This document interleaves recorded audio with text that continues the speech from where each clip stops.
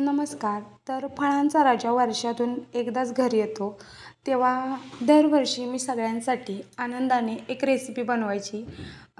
तर माझी आई खूप आवडीने खायची. तर आज मी त्याच आठवणीत ही रेसिपी बनवत आहे. तर सगळ्यात आधी मी मिक्सरच्या भांड्यामध्ये वेलची, साखर, जायफळ पावडर आणि थोडीशी काळी मिरीची पावडर प्रथम मिक्सरला लावून घेतलेले आहे.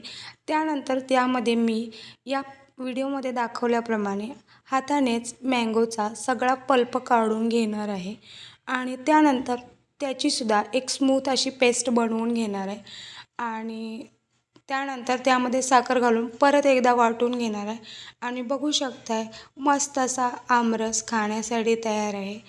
तुम्ही पण पटपट मँगो फ्रीजमधून काढून ही रेसिपी नक्की ट्राय करा. खूप म्हणजे खूप डिलिशियस होतं आणि इथवर आलाय तर आता चॅनलला पण पटपट सबस्क्राईब करून घ्या.